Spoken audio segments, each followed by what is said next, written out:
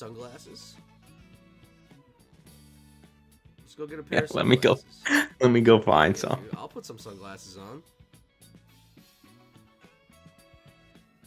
How's everybody doing? Oh yeah.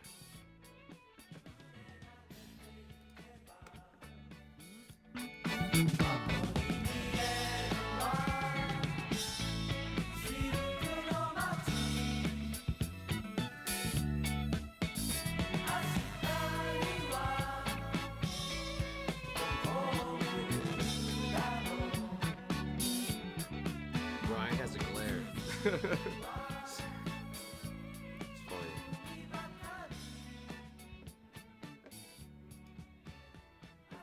No video.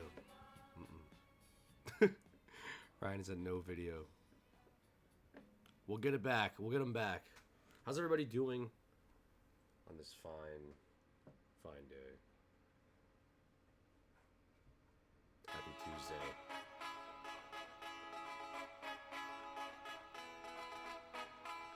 Yeah, the Bass Pro.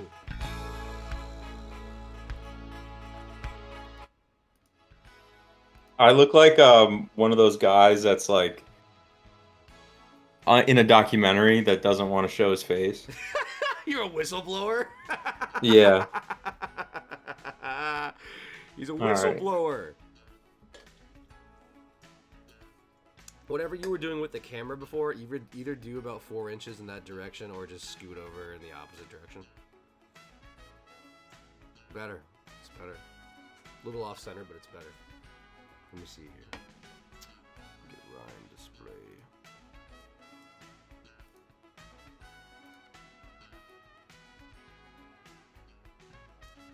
There we go. Perfect.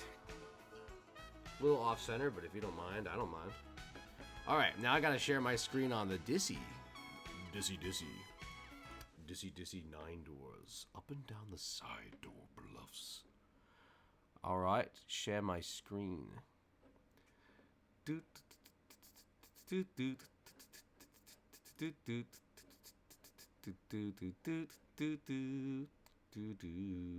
All right. Oh shit. Just fucked up my. Just hold on. Let me. Can you see my? Can you see that gray? Can you see the gray screen? Yeah. All right. Let me move you because that fucked it up.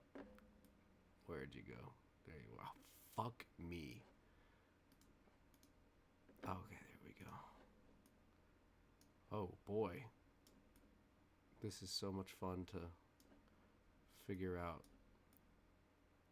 Oh boy. This lighting is just going to get better too as we. Oh man, I'm having a trouble. I got a big pussy sometimes. Did you know that There we go. a woman's Perfect. vagina engorges in size like twice as big, As in like to the size of a fist? it grows larger? Yeah, it like engorges with blood. It's twice as big. How that happens multiple It times, or it's always sort of arriving at that point? when it's aroused. Really? It's just, So it's ready to take it. yeah. I guess So that proves gayness is fake. gayness is fake. Everything is a penis. Is what I'm God learning. damn it, patriarchy! You did it again. Always, You got to the always. vaginas. All right. This lighting makes me have AIDS, but whatever. It's fine. I'm gonna make sure Word. you can hear my sound. Share stream audio. So then the slide will have the Wii Shopping channel audio on it. Let me know if you can hear it.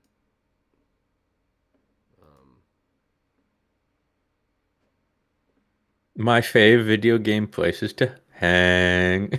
For some reason, it's not. I hear it. You can hear that? All right.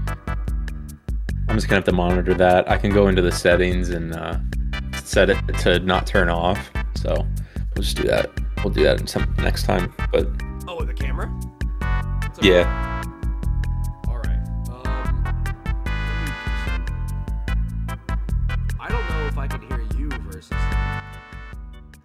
You can turn it down a little bit. All right. Give me a sound check. I have a big dog and I like to pet it. I have a big dog and I like to pet it. All right. Hamas. I'm gonna read. Hold on. I'm gonna do. Gonna. I'm gonna Sometimes separate yours. All right. this one goes out to the troops, both sides. Perfect. There we go. I can organize it where it's different. Do do do do do do do do. Why do people hate centrist takes? I don't know. I feel like the reason is because you don't stand for anything. You're like, you're kind of like pissing both sides off. Like, for example, if they're like the Iraq war, you say, shout out to the troops. Shout out to the troops. Both sides. Both sides, sure. You're like, Hey, everybody's fighting. Everybody's fighting. All right, yeah. I'm gonna do a sound check real quick. Everybody's fighting. Keep talking. Sometimes dogs are really cool. I saw Lola today. I went to my parents. My dog. She was nice.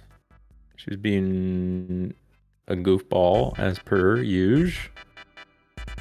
Yeah, this song just fucking. I was on the YouTube today. All right, audio tap. I was on YouTube today and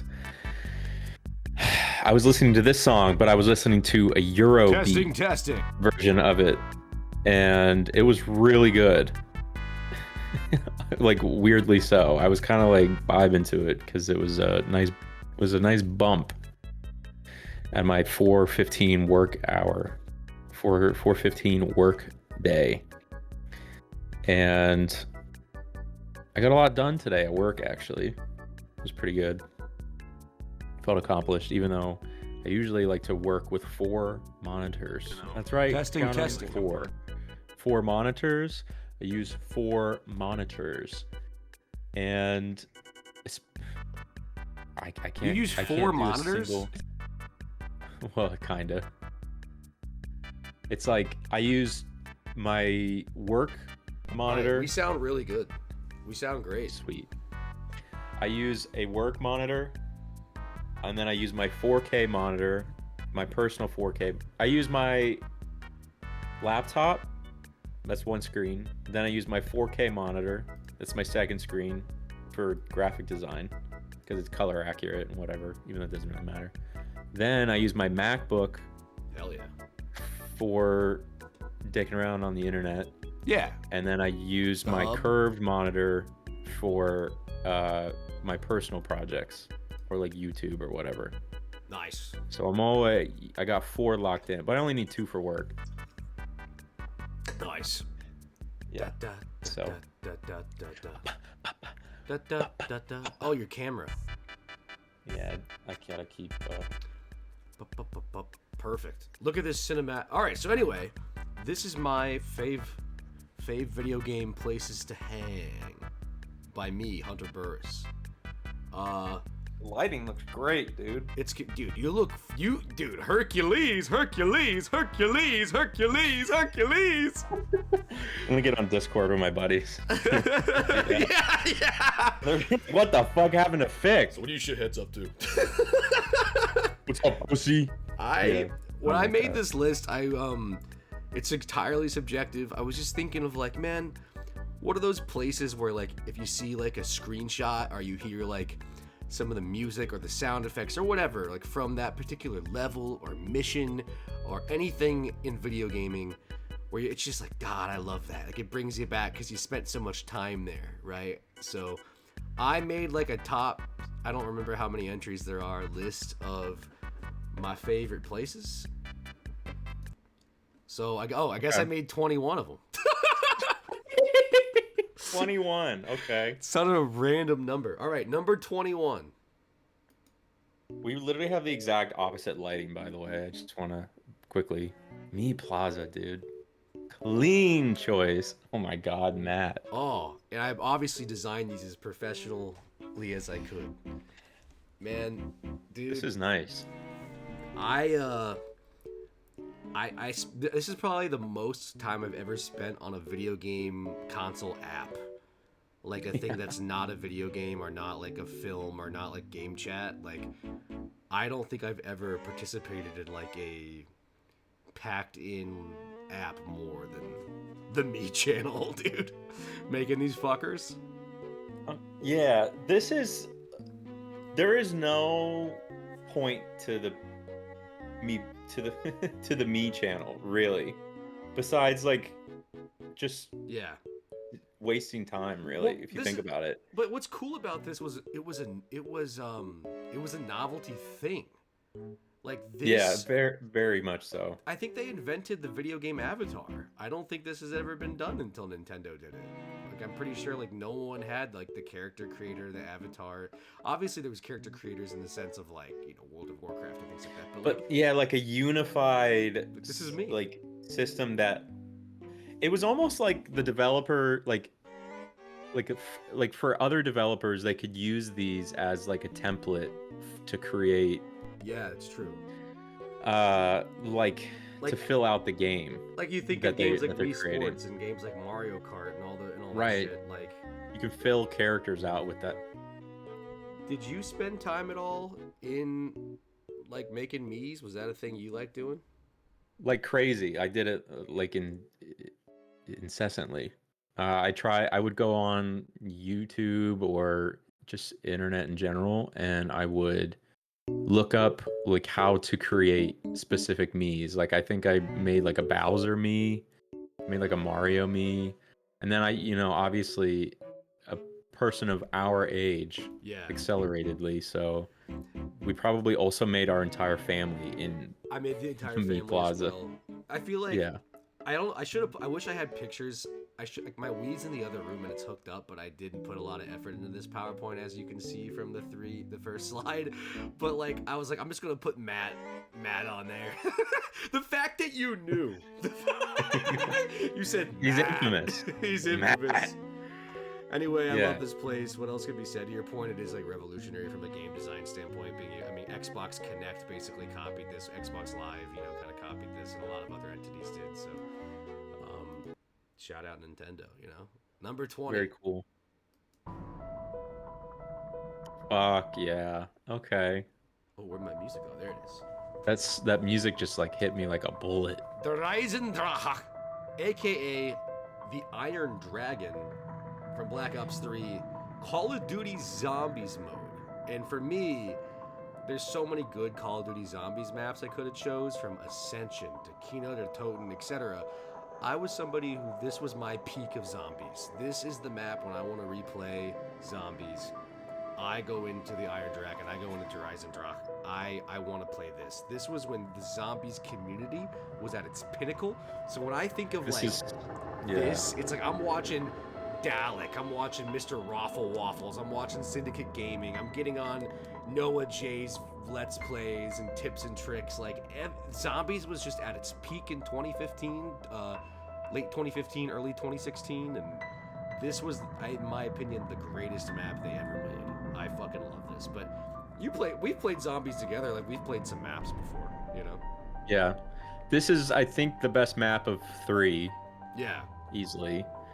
When this came out, and then with the bows and everything, and those.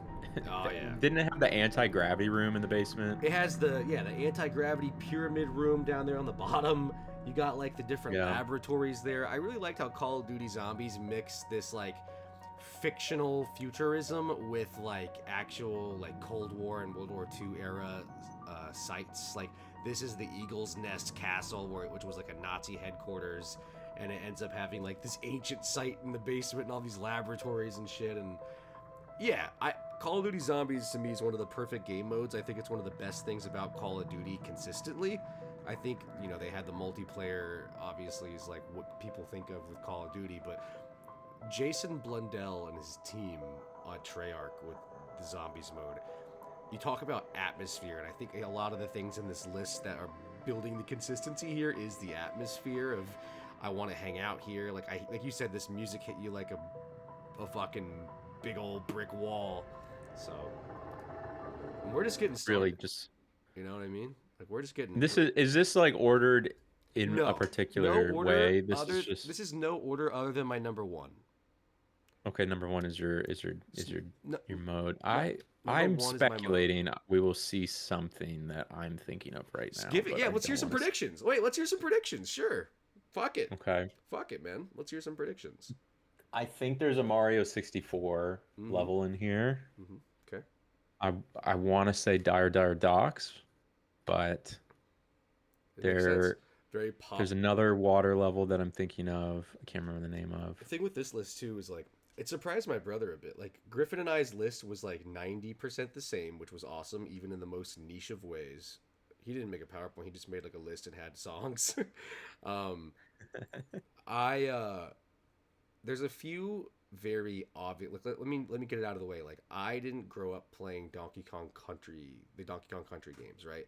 But like Aquatic Ambiance, by all means, is one of those levels that you would expect to see on a lot of people's list of like perfect music, perfect like it fits a lot of the things that I think would be commonalities of the entries on this list, but I wanted to keep it as subjective to me as possible. Like there are some areas in gaming, like you think of like Twilight Town, you think of Rapture from BioShock, you think of all these great atmospheres and these great levels, but I just didn't play them, they just didn't beat out, or I played them later in life and they wouldn't beat out a lot of the entries on here that happen to be from my childhood. There's only a few entries on this list that are from recent memory because they had such a big impact on me.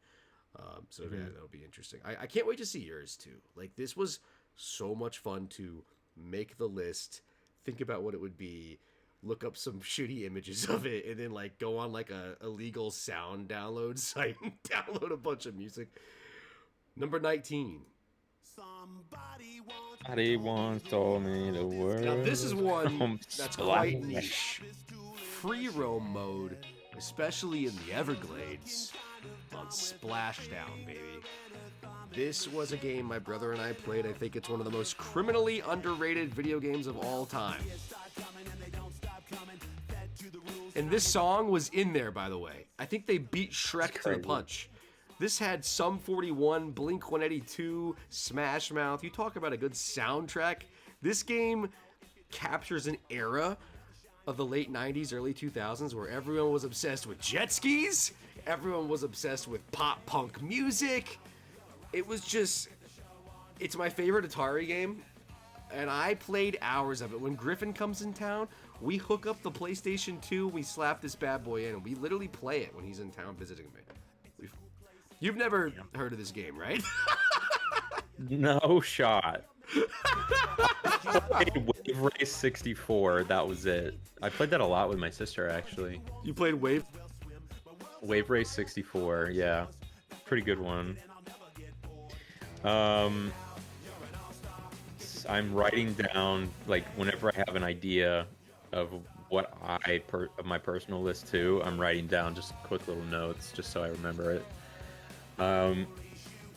So Yeah, what it's would you kinda like a do in template. free roam? Like, would you just like explore? Was this the game where if you traveled outside of the This happened. game map, On the left the image there? big tentacle, yeah, Yeah, it would just fuck you. you get smacked, right? Well, a lot of Griffin on his list put a game that, spoiler alert, is not on my list. I forgot to put it on there.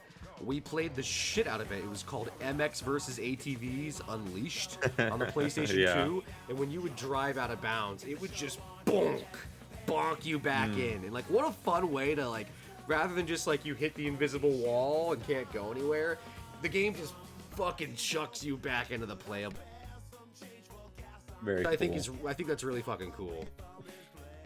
What's so interesting about that is it's so innocent in terms of like a game design thing. Like, yeah, well, we got to do something to like push the player back towards the actual map, and it's like, Yeah. well, let's turn it into like a fun mechanic because it's a game, right? Yeah. Like GTA, for example, your just hit a plane wall. just dies and then you get eaten by a shark. Yeah. Which is also fun, Which is also clever. in its own way. You think of certain It, things like you think of a lot of old games how they handle this. Like I hate the way like Twilight Princess handles it, where you're usually just like you just can't go any further. But like there's a lot of Yeah. parts of that world where they'll design like in Mario 64 kind of started this precedent where you just make the terrain large and you can't access it, like some rocks, mountains, hilltops, forests, whatever, like something that feels natural, so where it like kind of blocks your horizon view and all you see is your skybox.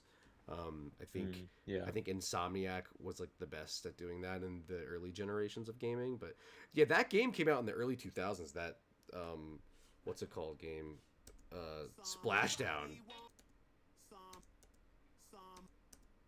Some Fucking awesome some game.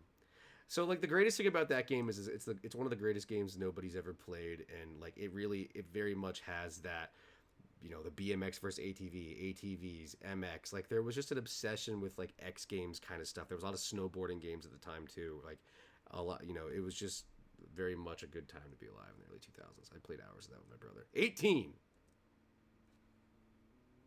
US Route 1, the Great Ocean Highway. Ah, this song. Remember when the trailer came out with this song? And you're just like,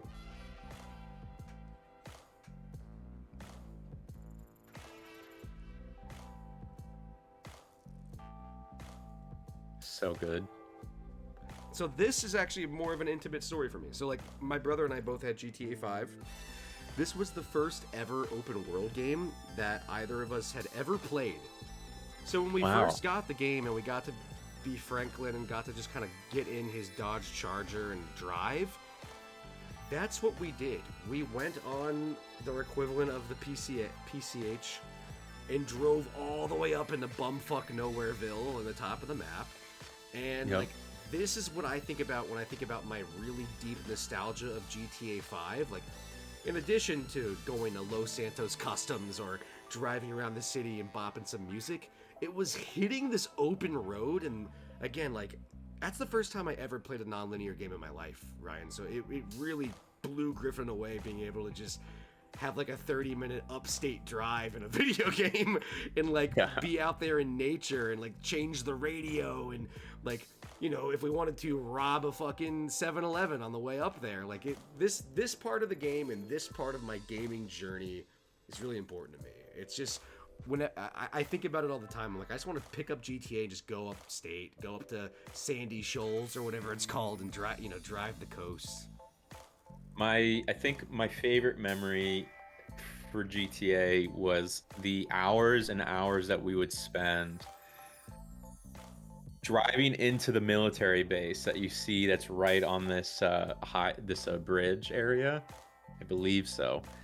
And literal hours every weekend we would just, hey, we would just turn GTA on, and then we would just fly into the military base on a car doing like a stunt jump or whatever, steal a like a jet, steal a a jet, and then just survive. Yeah, dude, incredible. That's the best things about that game. It was just such a realized California coastline, such a realized Los Angeles like recreation that people can criticize it in hindsight a bit with where we're at with open world games now. When you think of an Elden Ring or the new Zelda games, or like a Far Cry or a Phantom Pain Metal Gear game, there's a lot of systemic interaction and things to quote unquote things to do. But the simple pleasure of just driving a car around and shooting a gun and causing mayhem, it works. Like they tapped into a perfect gameplay loop, and like this was the first instance I ever encountered that. And to your point, like after you find all these other things, like driving up Mount Chiliad, going into a military zone, going into the airport, like there's all these hilarious examples. My thing too is Yeah, GTA is so American as like a parody. it is, dude. It is, in a sense. yeah. I It definitely I is. would I'd be so interested to see what they do if they ever did like a European style GTA. Like what would that look like? You know what I mean? Yeah. I It'd be pretty cool. It's interesting because I think they could nail it. I really do. Oh, for sure. Has Rockstar Games ever done like a game that takes place in Asia, or because they did the Midnight Club games? Shang-Chi. like Yeah, they Europe. did do I those. don't know if they ever got to like because like Need for Speed had like Tokyo and stuff like that, but like I don't think. I guess the closest thing would be the Yakuza games. I don't know if Yeah, that but would those are necessarily like be. you're talking about a certain type of satire that Grand Theft Auto handles so well though. Like Grand Theft Auto Yeah. 5, the way they handle American materialism and social media and like pop culture at the time, those late 2000s, early 2010s, like from American Idol to social media's early days, like it's very much a time capsule of it's an exaggerated time capsule of like the American mainstream. And like that's to your point what I think they do so well over there at Rockstar. And I'm really curious in like a post-pandemic world what we're going to be seeing with the sixth entry of the series because that's I think it's totally going to be true. really. I think it's going to have the same type of thing as. It's going to feel a lot like Red Dead 2, Yeah, in my opinion, yeah, in terms of just like the weight of it. I think they're going to make it a little bit more arcadey and fluid, I not hope only so. because they can work with the technology more and more to like refine it, but also I feel like their they're going to take feedback from Red Dead 2, which watching Donkey's videos about Red Dead 2 is kind of and playing it again has recontextualized that game for me.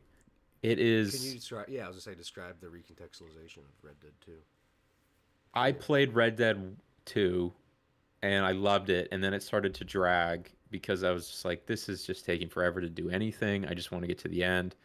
But then you slowly think about it and you realize like it's all it's such a strong vision of what they want to do and how Yeah, they're trying to convey it. It might not necessarily be the most fun to play, depending on who you are, it's very but mechanic. It's very it's so weighted and it's all the mechanic driven. animations are so.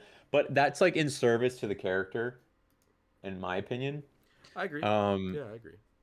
I think people you come really around are a bit. playing this like stereotypical cowboy, but beneath that, he really is just like so human. It's like Yeah. he's he's such a he feels like like he could be a real Dutch, person.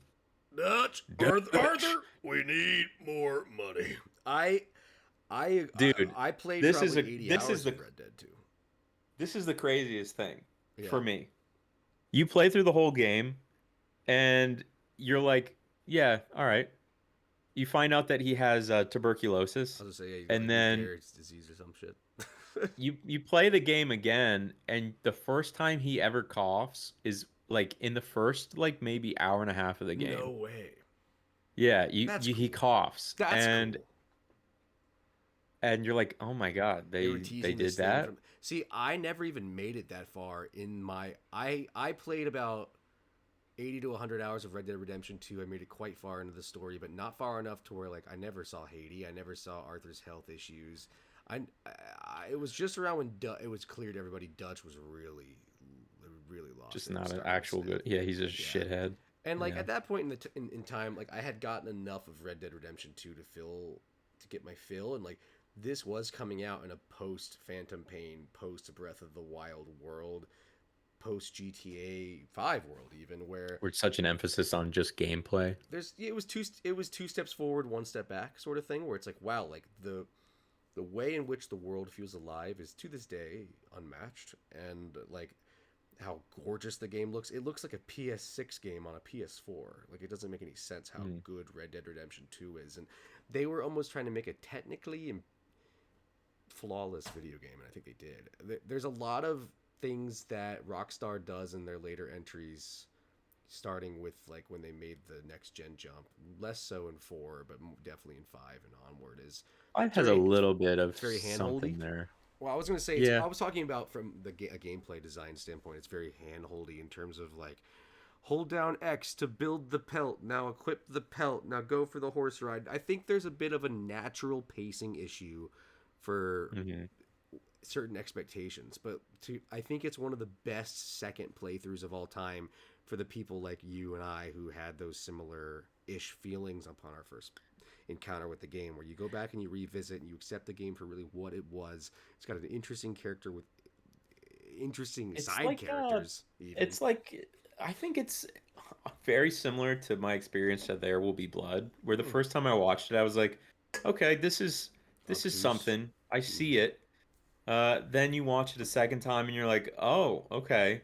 I'm wrapping my head around it. And then if you ever, I mean, with like Red Dead, but like with There Will Be Blood, the third time you're like, oh my God, Yeah. this is the best movie of the 21st century.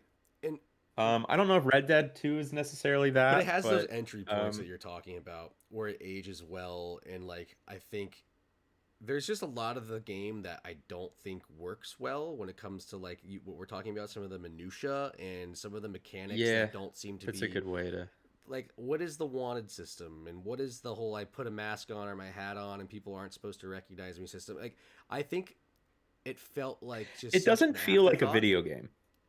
It feels like a cowboy simulator, but again, like this is still a game that I put 8 to 80 to 100 hours in, somewhere in between there, and loved it and had a blast with it. And it's just one of those things where it came out in a time where I think we were seeing a big emphasis on systemic gameplay design.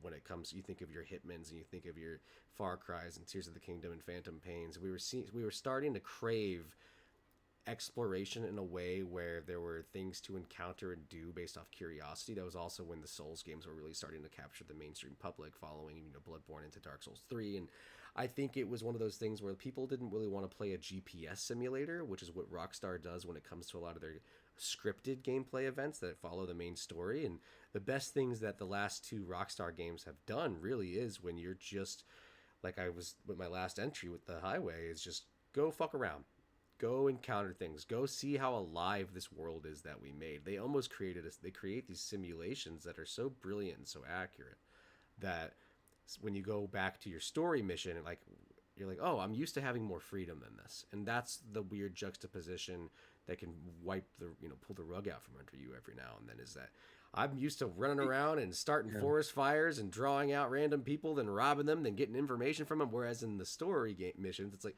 you go off 3 feet to the right or left off the beaten path. It's like mission Yeah, failed. mission failed. So Yeah, those are I do some think things that are that valid, is a definite issue.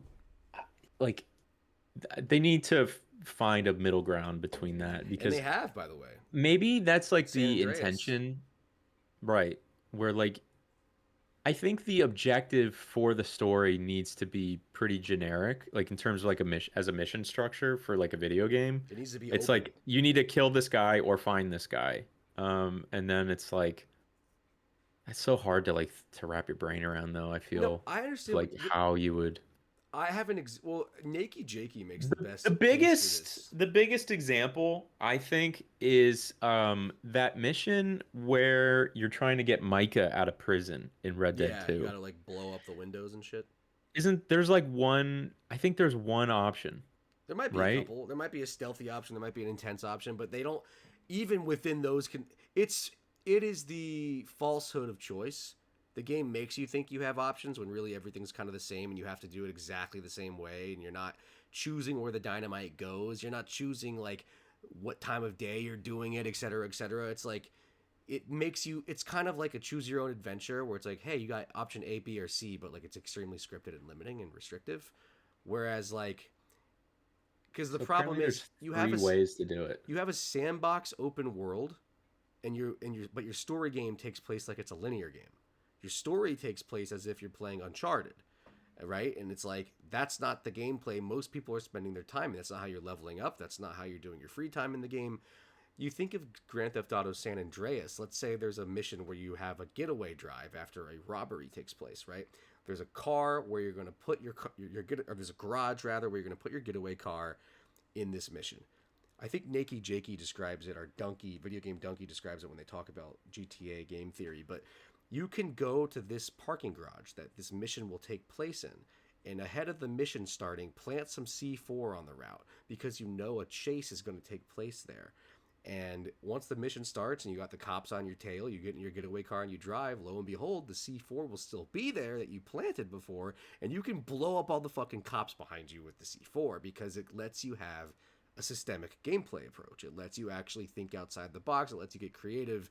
It doesn't just disappear the C4 once the mission starts and it's scripted. I think that's what they need to bring back because, again, it's just they're designing it for a linear gameplay loop of like you're going from point A to point Z rather than, all right, like you have, like you were describing, they need to be more broad strokes with the mission objectives. Like you got to kidnap this person and eventually get them here. However, you decide to do that with whatever tools is up to you because this is an open Right. world game. Like point A and point B are the same, but everything in between Up to you. is up to you.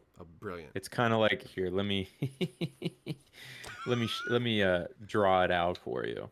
Okay. We have point A Trying to and match point your lighting. B, and I feel like most Are you drawing actually? are like that, A and B, when it really needs to be. I'm trying to mimic your light. Let's see if we can get this.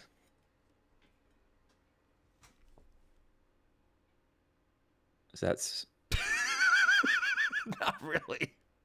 is it popping up? You can send me a picture of it and I'll be able to put it up on the screen. It's kind of hard. It's not focusing. Oh, come on, motherfucker. Can't No. see it.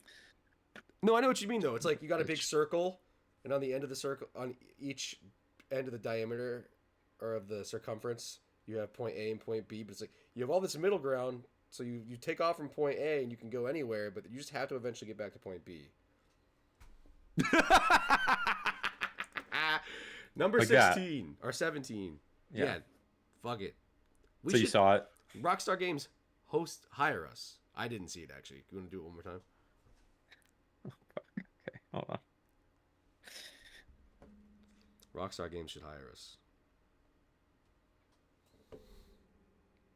But let me go to Discord. Hold on. It's too hard for me to see. Oh, yeah. Yeah.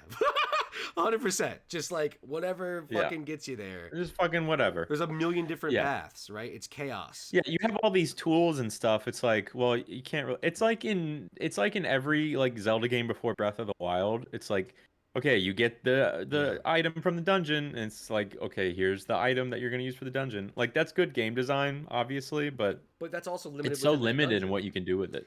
Yeah, I think what would help Grand Theft Auto is the things that lead up to a mission starting in the main campaign or whatever you want to call it. Those feel a bit more like what we're talking about, where you'll get a call from Lester while driving around, and be like, "Hey, come meet me sometime. I gotta brief you." It doesn't matter how you get there. You could take a fucking fighter jet to his house. You could skydive into his house. You can drive there. You can do whatever any time of day. That's open. But then when the mission starts, it's like it's gonna obviously restrict you a lot more. And I think that's what we're saying we want to see more of. Number 17. I don't remember what's on this list.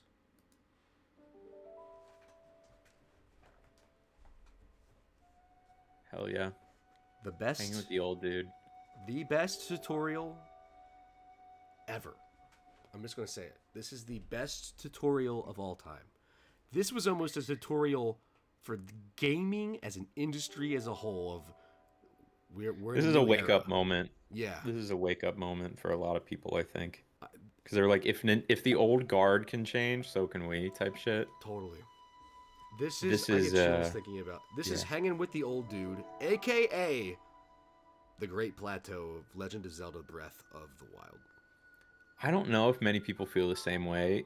I've explained this to you or said this to you before, but I think the Great Plateau is the best part of Breath of the Wild. Many people feel this way.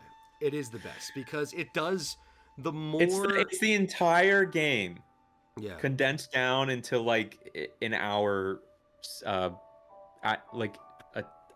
a tiny portion of the entire game. It's a miniature version of it, essentially. Tutorials usually show you a few mechanics, like, hey, here's what X does, here's what circle does, here's what triangle does. This is the mission statement of the entire video game, and we're going to tutorialize you while showing off the entire scope. From bosses to shrines to the physics to music to exploration to character interaction, we're going to show you what this video game is in a limited area so you can feel comfortable and get good enough before embarking on the greater world. Granted, there's a lot of amazing moments in this video game in particular, but I think what is so great about that is, one, we got to go back to 2017 when this game came out. Nintendo is in one of the worst states they've ever been in. I mean, people were literally discussing if they were going to merge or get bought out. This was at the end of the Wii U. It only sold 12 million units, maybe 14 million units. Zelda was a series that, while brilliantly reviewed and well regarded, was feeling a bit stale, and Nintendo themselves were feeling a bit uninspired, and open world games even were all very much the same. There was no like I think Skyrim in It 2010 was, was really yeah, almost the peak. everything became Ubisoft Yes, essentially because they everything were became so a GPS simulator, 100%. yeah. And this game obviously takes inspiration from everything that came before it a little bit, including, you think of the tower checkpoints and how that's a bit Ubisoftish, but there what I love about this video game is you talk about looking at their roots. They looked at the original Legend of Zelda game, the original, like, impossibly not fun to play NES game. And they're like, that game just drops you in there with no information and lets you go anywhere. And, like, there is a freedom to that. Like, what is. They wanted to challenge every single convention down to Link's appearance, and this, when I first played this, I just remember, and I feel it to this day, the feeling you get while being in this area. And I have some images of it here, like diving into the water, fighting with a stick against one of the enemies, seeing the Temple of Time, seeing your first shrine, the towers. It's crazy that they call it Breath of the Wild because like I cannot think of a more appropriate meta title for the relevance and Yeah. significance and influence that this title brings to gaming. It's as cohesive and it makes it's as cohesive as the title Shrek 2. Yeah. Yeah. It's exactly what Oh, that's what awesome. it tells you. That's great. It is. That's so good. Yeah. I It's as yeah, it's as good as calling it the I sequel. love that. Yeah, it's just like, hey, we're in a new era, and like everything about it feels unique. I remember like just when the nostalgia I have for this game is not just rose colored. That's what's great about this. You introduce someone today, even people who have been able to encounter Elden Ring and be able to encounter a Red Dead 2 or something that's really technically masterful. Even if, like, let's say they don't even play those kind of games, like they're the casual gamer, that plays 2K EA Sports games and Call of Duty Warzone. You show them a few hours of this area of Breath of the Wild. You let them try the Great Plateau and get used to climbing a tree and running out of stamina, grabbing some apples, meeting their first Korok at the top of a steeple or in this diving zone. It's like you just see like gaming is called. There's the reason we call it gaming theory is because there is some game design techniques that are surefire to elicit a certain response from people. In this curiosity reward sort of dynamic sort of dance that Nintendo does so well, and they did it really well in their early days, like it brings out the true gamer in all of us when you're in this sort of environment. I I don't think we can emphasize enough like just how It's important this. I mean, this was the demo they showed a year prior at E3 2016, that the Treehouse demo. Like, you want to see what Breath of the Wild is? This is what it is, and it blew everyone's fucking minds when we saw the it, Great Plateau. it's super interesting because at the beginning of like the NES, it was just like you're kind of shooting from the hip. Hmm. You were Yeah. just like everyone at Nintendo were really just like figuring it out, and I think that's just it's just from like lack of understanding, and then gaming for a while became a well-oiled machine of like the up Yeah. until like the 2010s, 2000, like late When you say 2000s. well-oiled machine, do you mean kind of It's like like, rinse and repeatable in terms of like what works? yeah, there's a formula to Yeah. it. And Formulaic then for sure. open world became a thing, and so like people were like, "Oh, let's jump on that. How can we do this?" And it's You, like, "Oh, we don't really know what to do, but you just fill the world up with stuff and yeah. you get a mini. Well, you got to have a mini map and It's you a got bit to have objectives so arbitrary. people can find that stuff. Yeah, I just like think I think we really lost like the cut and gameplay. paste, like a cut and paste type of thing. And people forgot that gaming is a medium where Yeah. you're supposed to have fun. Yeah. Like it's entertainment at the end of the day. And so for this, they really like you were saying, they challenged these conventions of what a Zelda game is, and they were like reinventing Yeah. what it means to be a Zelda game. It's It's very interesting. effective. It's interesting because it's game theory is timeless. what these games, what we're seeing with a lot of games now. I mean, we're what? We're about 25, 30 years into 3D gaming. That's not a long Yeah. time. I think we were plagued by hands-on helicopter parenting tutorialization in video games because of Yeah. the jump. Because, frankly, like when people first picked up Ocarina of Time and Super Mario 64 and stuff, like they needed to be told, like, here's how you move the camera, here's where you're supposed to go. Like, I think Yeah. people, once developers, more less developers, more the producers and distributors that are paying for the developers to make games felt confident in their players' intelligence and some of the difficulty and some of the fact that, like, I mean, dude, you look at NES and SNES games, you look They at ain't telling those you shit. games, they're hard because they make you think, they No. make you solve problems. Like, Yeah. it should not just be like, here's where you're gonna go, you walk this far, you're gonna collect this much XP and talk to this person, then you're gonna, like, this game just dumps you in, you know. And like, I think that's where this was a very large scale return to form. And obviously there was, you know, dev teams that were doing this, from Kojima in 2015 to everything that Miyazaki's team was doing at FromSoft. Like, there, you still saw gameplay, and those are just major like AAA examples. But like, this was a AAA Nintendo game launch title for their new hybrid gaming system. That's another thing we have to realize. This was also playable in handheld. Like, Yeah. this was a dying Nintendo. This was when people never would have thought that the Nintendo Switch would be a top 3 bestseller of all time, and it is. And like, a lot, this was able to be everyone knows Zelda now. Going into 2017, most people didn't know The Legend of Zelda. They maybe have heard of it. Most gamers now have played a Legend of Zelda game, and I think that is in part massively contributed to this. So I can't say enough about it. This is specifically about the Great Plateau area, and I think it's the greatest cover to a pretty goddamn good book. And that is my number 17th pick. Any final words on Zelda, or should we go on into 16? Really good. We might not we might not even get through all of these today. We might just do half of these and call it a day. It's really good. Number 16. Yeah, maybe we'll get to number 10 and then we'll break and then I'll go to my number 10 next. Yeah. We'll pick it up from there and we'll both do. Yeah, we'll share our depending on how much time you have too. Like, what do you want to go to? Like 6:30, 7 o'clock action? Like, what are you thinking? Yeah, I think I'll be good till 6:30. Yeah, it should be good.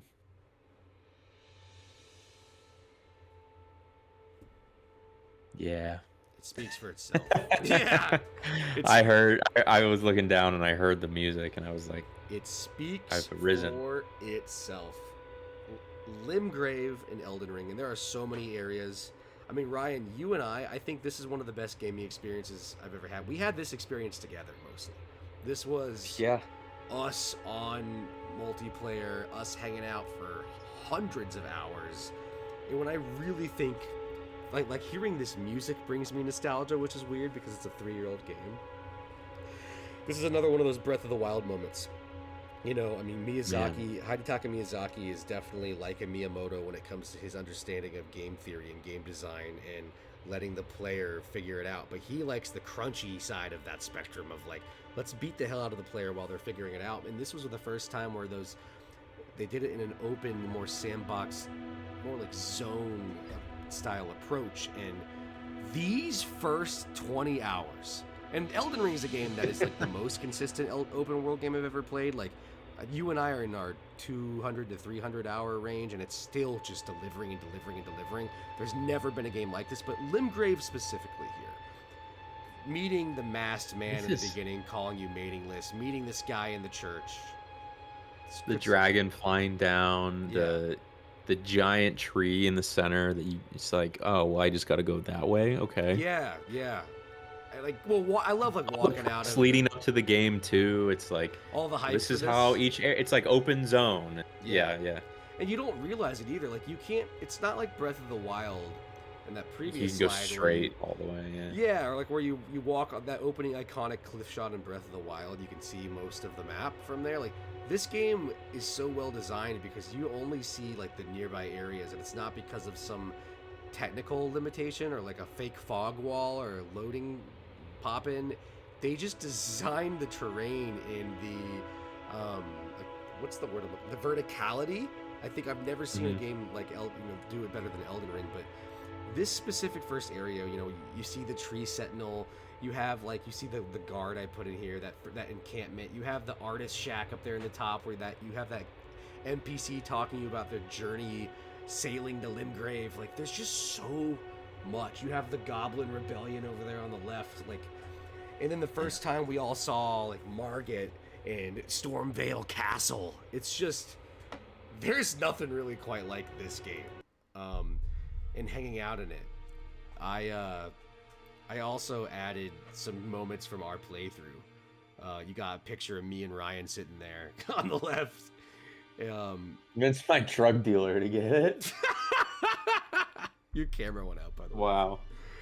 Yeah, that's funny. Yeah, I love Elden Ring. Man. Convinced my drug dealer to get it. And you can even see, we named our group chat, The Lands Between, and we have, an Elden Ring custom It's art. just, this is such a consistent open world game where it is, in the sense that it's, kind of like a Ubisoft one, but the gameplay is so satisfying because, and it's also, I also think part of the reason why this game is so successful is because FromSoft has built up so much good faith within the gaming community because they really understand what a game should be.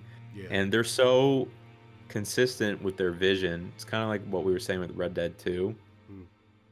But this is more of this game is almost more arcadey in the fact that from point A to point B, you're trying to get to the boss and there's checkpoints and you just rush at the boss to try and beat it, and then you can advance to the next area type stuff, stages and older side-scrolling beat 'em up type stuff. Very, very satisfying gameplay loop. It's and I think the Limgrave area, because it's kind of this game and Breath of the Wild, I hold in very similar regard in terms of hype and what they did for me emotionally and the game theory principles and how you could teach a class around these games. But this game has our multiplayer experience and our entire playthroughs, which have a lot of overlap because we often were playing together. It's documented. We have the entire thing, and it's I'm really grateful for that. We have all of that recorded, and Limgrave is one of the coolest opening areas I've ever seen. I was really careful to make sure I only chose the Limgrave images, from. How in is my favorite. it's also so subversive as an open world trope, the open world tropes where the first level of a game is always the grass plains, you know what I mean? The first level is always this, it's grassy and it's simple. This is the exact same thing, just turned on its head, and there's so much variety even in just these levels are so Limgrave is deceptively simplistic. That's so true, dude. It just looks like an open field or a bunch of forests, and it's not. It's so, there's so much to it. The depth is you can huge. accidentally go to fucking Caelid. What's Caelid? Yeah. Which is the third or fourth area in the game that you're supposed to go to. Around that. And if you wanted, you could just do all of Caelid and then be overpowered. Yeah. Around if you want that image on the right where the dragon's flying in, there's a well or something you can drop down, and it has a treasure chest. And if you open the treasure chest, it sucks you into that treasure chest, and all of a sudden pops you out into this decayed fungal wasteland with blood rivers everywhere, and you're like, where the hell am I? That's one of the best parts of the game. Yeah. Genuinely. Yeah. Because it's oh, this is even bigger. Or when you get teleported to the capital. And you go to the map. Yeah. You go to the map and you're oh my god, I'm all the way up here. Yeah. And what's crazy is that you're not even at the northernmost point of the map. And you're halfway. And it's worth saying that for anyone who hasn't played this for whatever reason, if they're an idiot, it's kind of like most open world maps where you only have the map of places you've been, and in this game you actually have to go and retrieve map fragments for the overall world. So to your point, when you go to these areas accidentally through teleportation or whatever, when you're zooming out, you just see a bunch of fog, and then you see like your little map down here. Like usually the map is so big, it has all these regions and trails and encampments and castles and dungeons, and then all of a sudden that map just shrinks, and you're like way up here, and you're like, what the fuck? Like, How oh is my that God, possible? How is that possible? But this was another one of those things where I'll never forget, man. I'll never forget our early days in this game. Thankfully, we never have to because we haven't recorded. But Even the fucking Siofra Riverwell, like you were talking about, where you Yeah. go on that elevator and it goes Oh. down for like 3 or 4 minutes, and I you're like, almost "What put the that fuck in is?" here. I almost what's put happening? that in this, and I just was like, And it's technically Dude. Sophia, so I didn't. But it's one of those moments. You know? Siofra, yeah, that's crazy. And then it's the same thing, just like scrolling back and forth, and then there's like a little bit of an architectural change, and then it opens up, and then you see like the night sky underground. You're like, what the fuck what is this? This is the What best is this? game for that. I mean, honestly, like I still have not The finished. the DLC breadcrumb on trail the was. list. Yeah.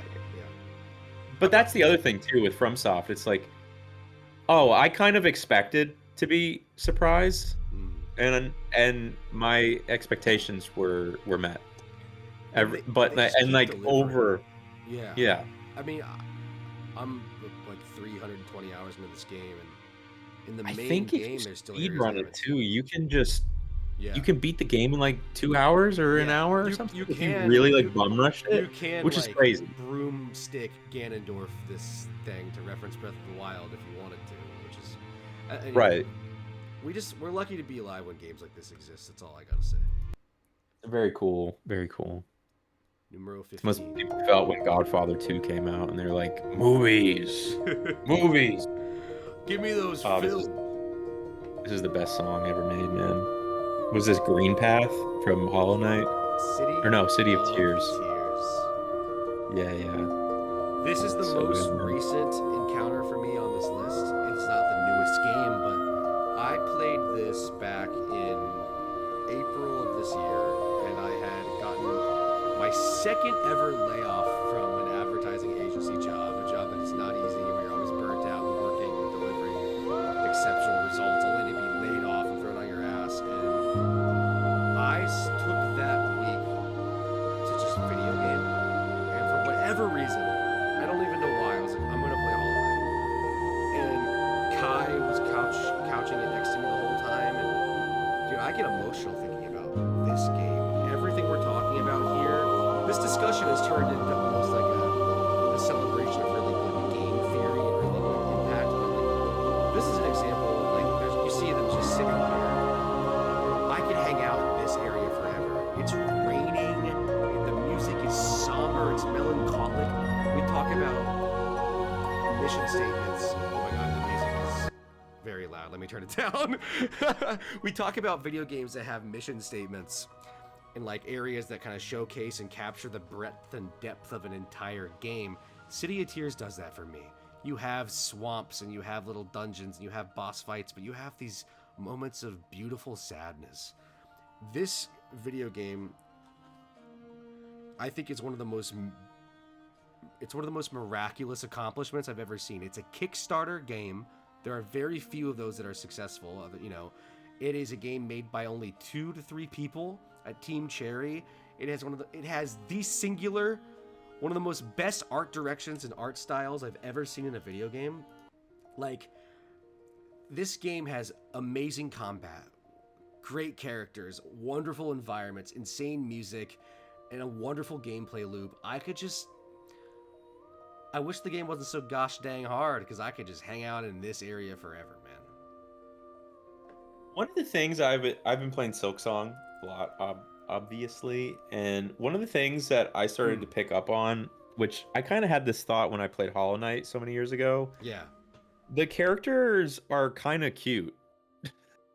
You know what I mean? They're so cute. They're weird little They're dudes. adorable and cute, and also like a little creepy, and like they're charming, and They're the charming. dialogue is great. Like the Dung Eater, I don't know if you've met him in Hollow Knight yet, but he's hilarious, and the little noises they make, which like Yeah.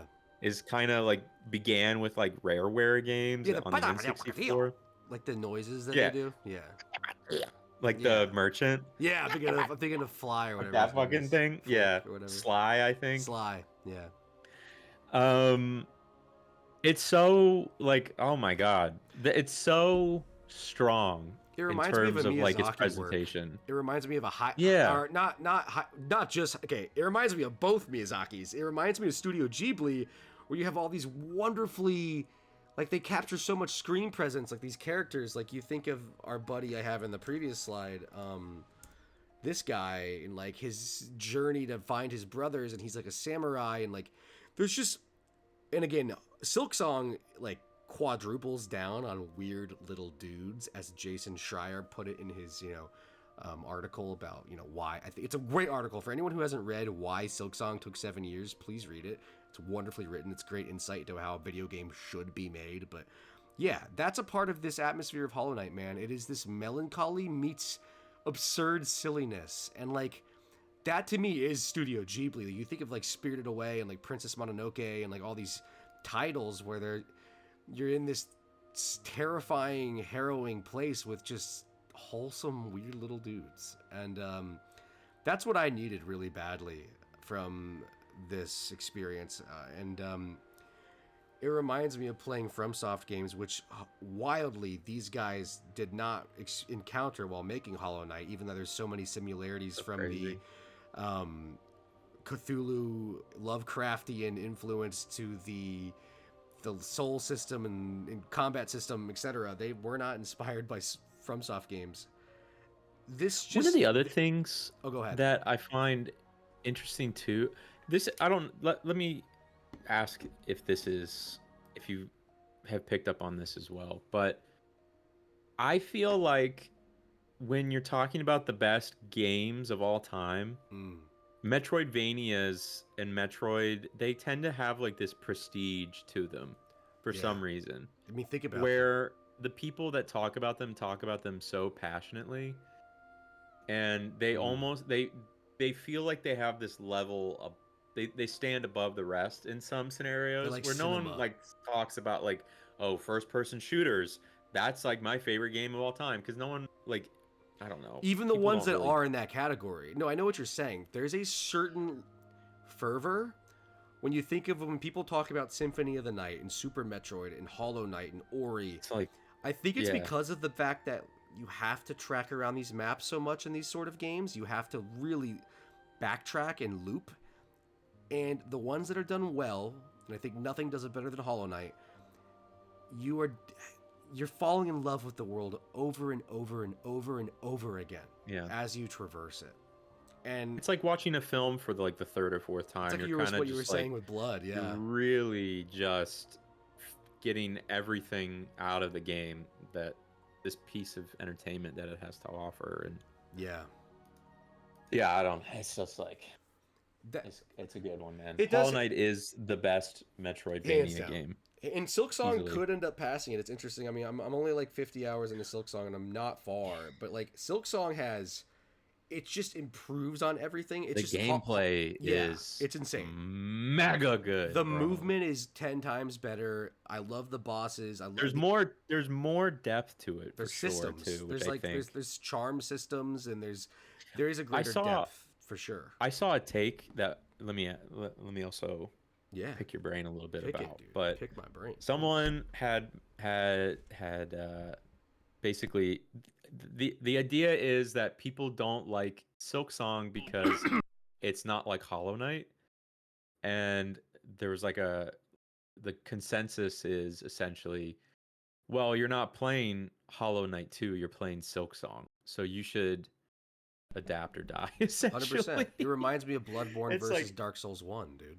Right, like it's a completely different type of.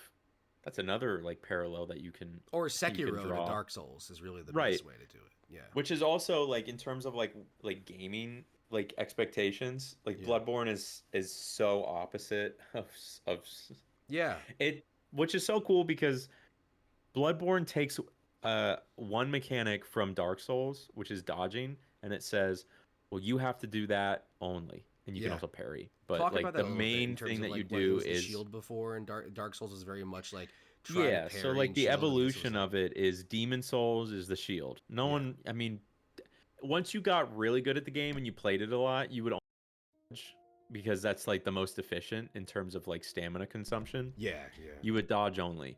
And then in Dark Souls, like, but it also depends on what's your first game. So like in Dark Souls 1, if that's your first game, you only you would shield essentially, and then you would do dodging as like a last ditch resort because of like scared or whatever, or anxious, whatever it is. Yeah.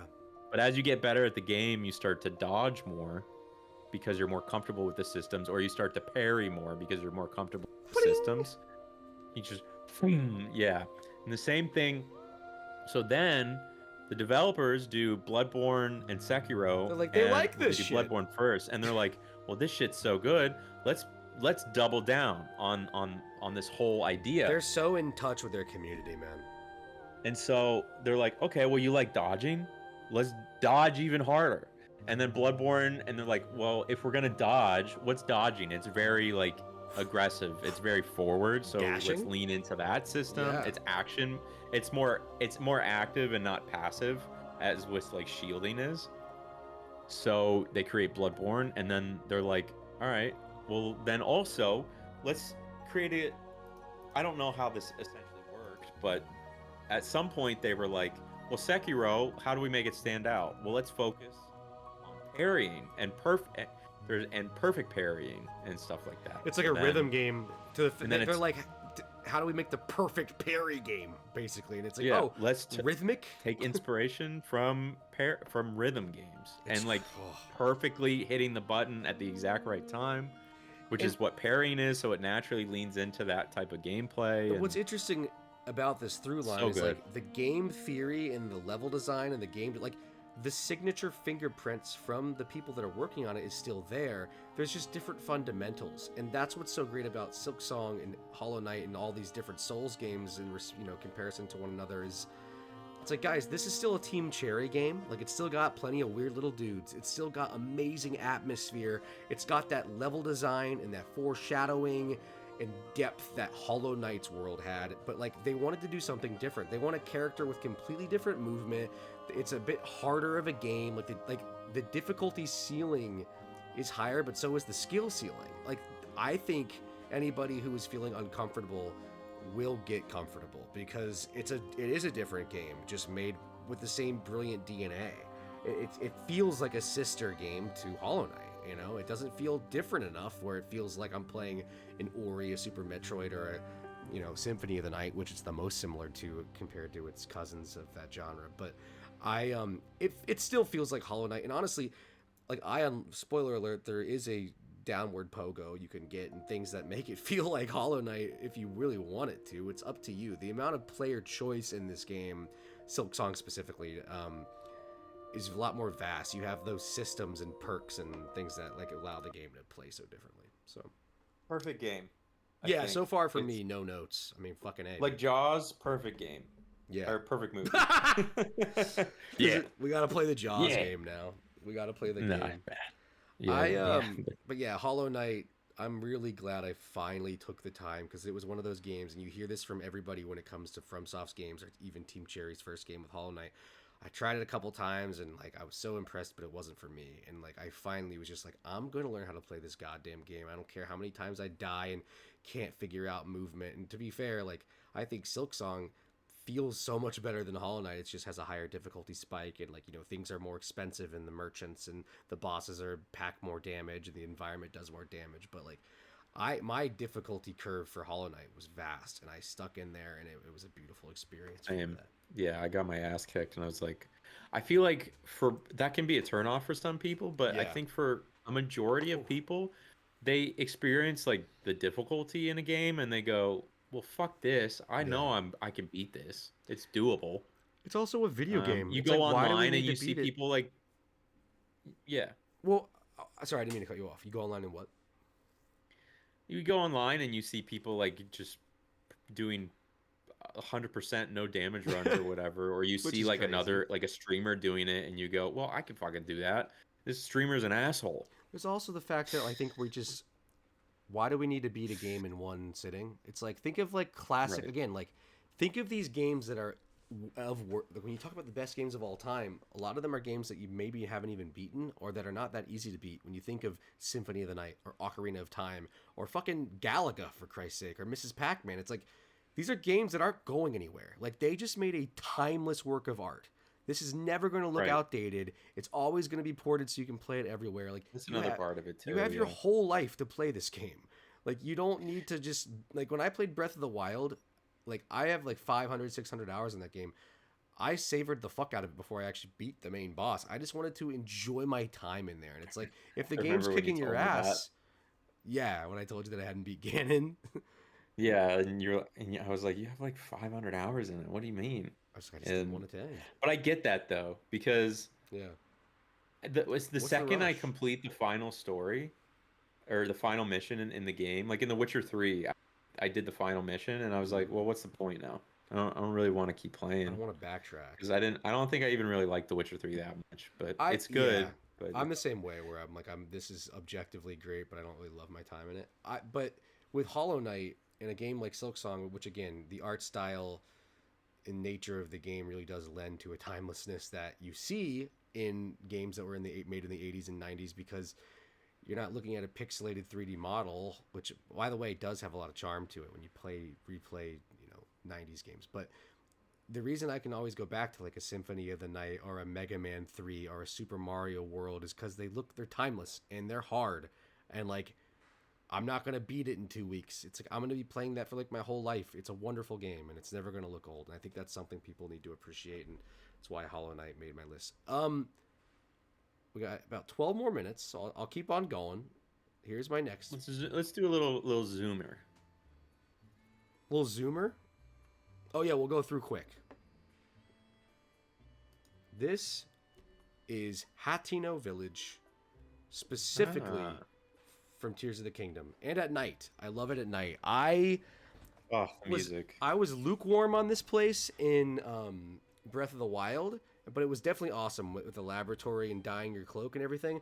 But when I came in here in Tears of the Kingdom, it blew my mind. You like run an election for people. Yeah, you help someone. So much to do. Yeah. You help someone find their long lost family recipe. You help run a school.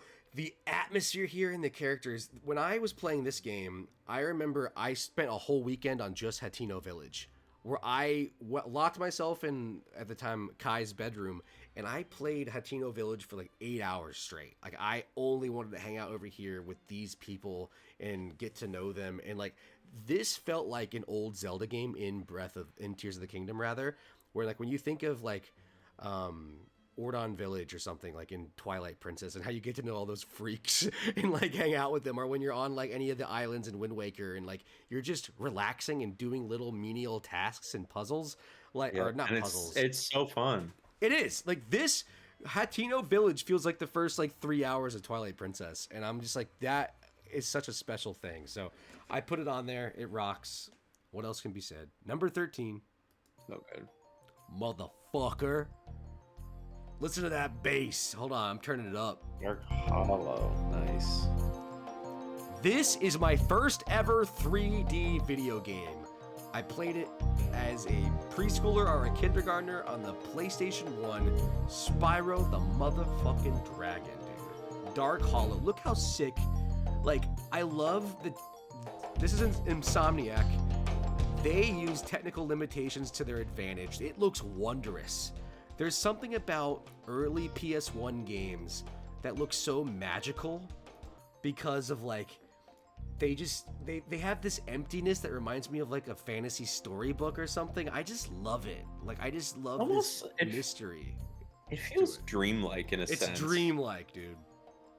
Because I don't know about you, but in my dreams, like, there's not a lot of detail.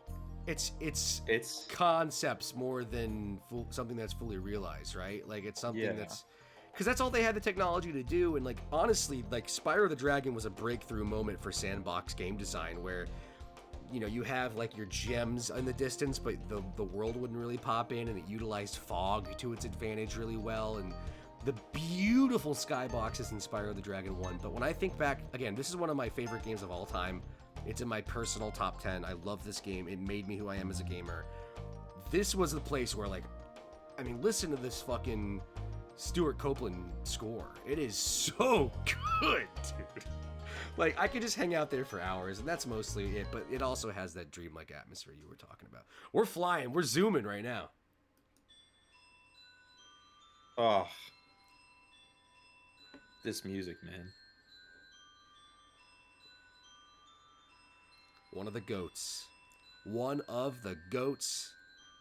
This is Snowden / Waterfall. It's kind of this stretch of area that you get after you leave the dungeons and the opening section of Toby Fox's Undertale. Another Kickstarter gem. One of my favorite places of all time, man. I mean, this game is really special to me because it is the game before I ever started officially dating the love of my life, Kai.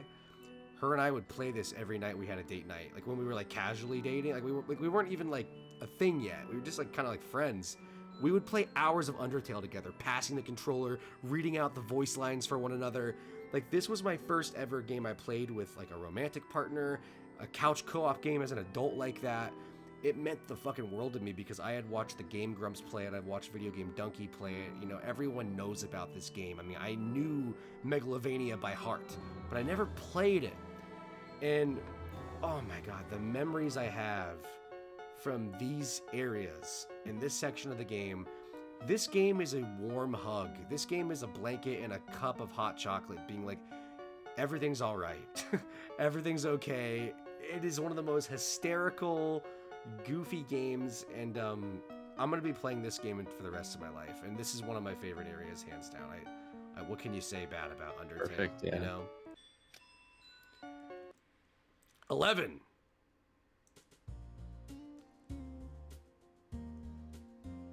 I mean, what else can be said, dude? The links. The fucking links, dog. I'm gonna jam it for the people. That's good. Dude, all I'm saying is Links. Wii Sports goated. And as a kid, it was bowling for me. So like I almost chose the bowling alley.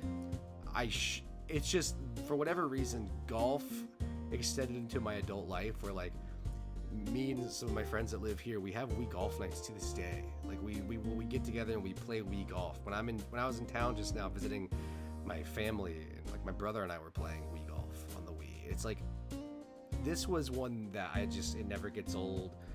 All of the sports and their accommodating music in this game was brilliant.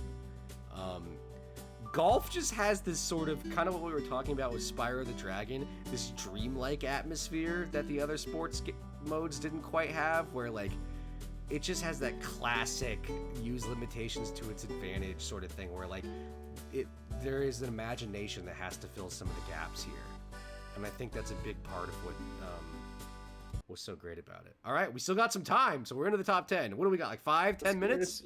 Yeah, let's get into it. All right. Number 10. And again, I'm like in. I'm committed. It's no order other than my number 1. I want to see this through.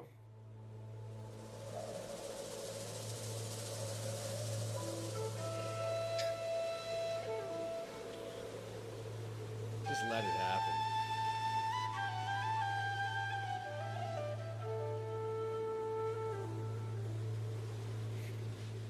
Act 4, Shadow Moses Island. Son. Dude, what do we even say about this fucking game? This game is so good. And hilariously enough, it is the least point of entry if you've never played the other games. And you, Griffin, and myself, this was our first Metal Gear game. Isn't that so weird? That's so weird. This game is obviously special to the both of us. Yeah, it is, but that's what makes it so special, I think. This is a very wacky, weird, wonderful, beautiful game. And as someone who didn't even have the nostalgia of the original Shadow Moses Island, this scene, part of the game, when you're leaving... I don't know if it's that you're leaving the desert or leaving the Middle East. I forget what the order is, but when you go in... South America. Yes. When you go into Act 4, South America, hearing this music kick up when you get to the base and seeing him like... No, you're leaving... I think it's Amsterdam. you're leaving Eastern Europe. Yeah, you're leaving the Netherlands. Remember, that's the system, and it comes straight to this. System is mine. Adam. When I think of Metal Gear Solid: Guns of the Patriots, there's a lot of areas that I could just I used to play over and over and over again. In fact, back on the PS3 when you could have like 90 save files, my brother and I had like manual saves for like every little moment of the game, and we didn't have Wi-Fi. Our parents didn't afford or pay for Wi-Fi at the time, so we weren't online gaming. We just kept replaying Midnight Club Los Angeles and Metal Gear Solid 4 Guns of the Patriots. We just kept replaying them. So I always went to Shadow Moses because it was the most unique. It truly was the most isolating section of the game. Granted, it's a stealth game, but there was always firefights and combat. And when I think of like how frozen this atmosphere truly felt outside of the screen, and also just how badass it was. This game was badass, dude. This was when like the game gets so weird. You have a Metal Gear fight. You fight Vamp here on the Metal Gear Rex, and then you take the Metal Gear Rex and you fight Liquid in his Metal Gear Raid. You're using night vision during the Crying Wolf boss fight. All the while getting all of these flashbacks to a game I never even played. I'm like, this is something special. It made the first one like so much grander because of like, look how, even though it's like, if you've been playing the first one, if you played the first all the way up to the fourth, like Kojima, Metal Gear is just such a like, it's a parody of itself at this point in the series, but like 4 is such a parody of itself. Yeah. And so like something about it though, like it's this weird juxtaposition of like it's so serious, it takes itself so seriously, but it's so goofy. Yeah. It really just like something about it is so alluring because it's that unironic insanity. You know, it never breaks. Me of David Lynch or something where it's like, this isn't ironic, but it should be because this is it's absurd, and anyone who's played a Kojima work will know. But like, yeah, I don't know. Like to your point, it does give this allure to Metal Gear Solid 1, where I'm like, I gotta play this game. Like, what? And can you imagine being someone who did grow up with the Metal Gear games, or was like a gamer like that, and got to Act 4 Sun Shadow Moses Island? You would have been like, holy, this is before the era of remakes was a thing. Like now, like we're blessed to have all these games get reimagined, remastered, remade, whatever it is. That wasn't a thing here. This was like such a treat, you know, to get this reimagining like this. So, and anyway, this is one of the most important games of all time to, you know, you, myself, to Griffin. And when I hear like, you know, just this flute music or like these beats, I think of it, man. Number 9. I have a lot of affinity for modern Zelda. If it's not clear, this is my all-time favorite places to hang out in video games list, and there are 3. This is the 3rd and final, I believe, from my Breath of the Wild / Tears of the Kingdom inclusion. This West Necluda specifically is the area that you're directed to go in after you jump off the Great Plateau in Breath of the Wild. So the game is still early. The game is still like curious to you. This is you're out of tutorial. Yeah, the Dueling Peaks is in this. This is when the old man says, "Hey, go to Kakariko Village and talk to Impa," right? And on your way there, it's magnificent how it truly manages to almost, like, you could even argue this is the best part of the game, if not for how effective the Great Plateau is at showing itself. This is when it's like Lord of the Rings. Like the first one is the best one because it's the start of the journey. Everything is new and exciting, fresh, and like infinite possibilities await you on the head type of thing, which we've talked about before as well. Where especially with like Breath of the Wild. It's so loud. Let me turn it down.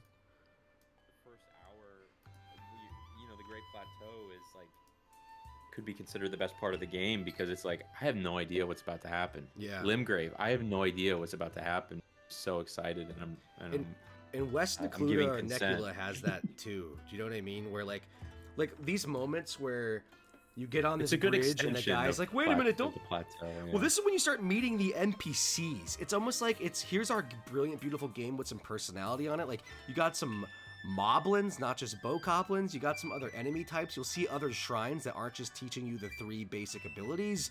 You go to your first, let me go to it real quick. Your first stable, the Dueling Peak stable, and everybody's a twin, and it has all this charm. And then, like, what I loved about this game was I turned the HUD on pro mode where it doesn't really show anything. Yeah. So I had to get directions at this stable, and they're like, yeah, just follow the road up into Kakariko Village. And then I arrived, the sun starts setting, and I get to Kakariko Village, and it's candle lit, and I'm riding in on my horse, playing this game, when I'm just like, this game, it was, again, everything we already said about Breath of the Wild, just with a little bit of an expansion on it, from that Great Plateau area. It's just open and invites you into what it has to offer beyond just that initial starting zone. And you're using the paraglider, for instance, which is arguably the best feeling mechanic in a video game ever. You could argue that. It's just perfect. gliding in Breath of the Wild was just such a magical feeling, and being able to climb with some real stamina was unreal. So, number 8. Another Zelda game! You know what it is. You know the music, right? My favorite. You know this game. You know this game. Oh, wait. Strapped. What? With my motherfucking Wii Zapper! You motherfucker! Let's go! It's Link's crossbow training, baby! I fucking love this game! You thought it was Twilight Princess, Son of a didn't you? Bitch. This I did. game, Ryan. You told me. This game, Ryan. I played the fuck. I still have my Wii Zapper. It's under my bed. It's not on my bookshelf behind me. I played the shit out of this game. I traded Twilight Princess at GameStop for WarioWare Smooth Moves. The guy at GameStop looked at me and said, "Are you sure you want to do this, son? Are you sure you want to trade in this?" It was $40, and I was like, I'm buying WarioWare Smooth Moves. Now, this year, I have since played Twilight Princess on GameCube for the first time. Almost beat it. One of the best games of all time. Arguably the best Zelda game ever made. But that's beyond the point. I fucking love this game, It's the Ryan. sequel to Ocarina of Time. I'm just gonna say It that. is. And Majora, right? So, like, the thing about this game, though, this is Nintendo. This defines the Nintendo Wii era. Like, I already had the Nintendo Wii channel up here. Like, they were experimental, they were weird, they were charming, but it was fun. It wasn't gimmicky to a fault. It was gimmicky to an advantage, dude. And making a shooter title based on Twilight Princess, and it, by the way, to this day, this game holds up and plays amazingly. I still own it. I got it down. I don't want to pull it out. I have not seen a single frame of footage from this game. That's why I put a video in there, by the way. I'm like, I've never seen this before in my life. I knew- other than the box art. it is such a, it's a great one, dude. It's got all the music from Twilight Princess. It's got all the environments, but you have a crossbow, and like, you have timed sections to get as many of the enemies as possible. Nevertheless, I played the hell out of this game. I used to play it with my dad, my uncle, my brother. Like, this was one of those games I played hours of, and I loved spending time in it. So I thought it would be a blast to include it on Absolutely absurd. on the list. Oh, wait. Let me, Absolutely absurd. I can't believe that this is a real thing. Yeah, I was like, Ryan's gonna hate this because it's like, oh, Twilight Princess, you played it this year. You got a 4th Zelda. Nah. Just the temple. Okay. What else could be Wow. said, dude? Super Smash Bros. Melee, some iconic stages from Corneria to the Earthbound one where the car fucking runs over you, to Fountain of Dreams, to Pokemon Stadium. I love to Jungle Japes. I had to pick one. I'm like, I'm gonna pick one Super Smash Bros. Melee stage, and I chose motherfucking Temple, baby. I chose it.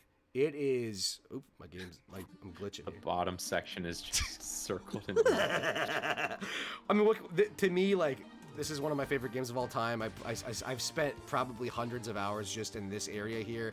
Iconic music. It's a Zelda 2 homage, by the way, which is wild from Sakurai. So strange. I fucking love this game. I love playing on this game. I think even to this day on Smash Ultimate, this is one of the best stages to play on. countless hours down there. It's one of the best fighting maps of all time when you have so many different zones in one map where you can 1v1, but it's also great for like 4 to 8 players. It's great if you play with items on or off, time match, stock match. There's different levels of play based on your skill. Yeah, like 3 levels in one. It's good. Yeah. It's a great one. Man, we might get through this, dude. We might. Yeah, let's rip through it. Online mode in Call of Duty 6 Modern Warfare 2. This is a multiplayer map. Technically, this might be the coolest map ever. It's pretty fucking Favela sick. also. Favela, dude, is up there. Such a great. Modern Warfare 2 has such cool maps. I mean, you got Subbase, you one got of my Rust, favorites. you got Wasteland, you got High Rise, which is really great.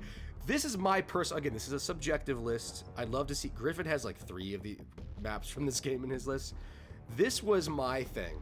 I loved having a tactical insurgent, which lets you respawn wherever you want, and a Uzi, and I would play King of the Hill on this map, where I would always just try to own the house. I was like, I would hide my respawn in the bathtub, and I would just not let anyone fucking enter my zone. This was my place of residence, baby. That's my Benz out front. This is my house. This is my house. What I love about that is the idea of a game within a game, because you created your own fun. Like, all right, my objective, I'm playing King of the Hill, but I'm controlling the house. Right. And to your point, what I did on this map with my buddies, nothing short of legendary. We played this game mode that is decently popular called Michael Myers. Yeah. Explain it. So you were sorry. The idea is one player versus however many other players that you can fit on the other team, and the Michael Myers character has a knife. Yeah. Every other character has a revolver, or you have to shoot all your ammo out. Like one, like one in the chamber kind of thing. One in the chamber. Yeah. And you have to hide, and you have to run, and you have to escape, and you have to basically outrun the clock.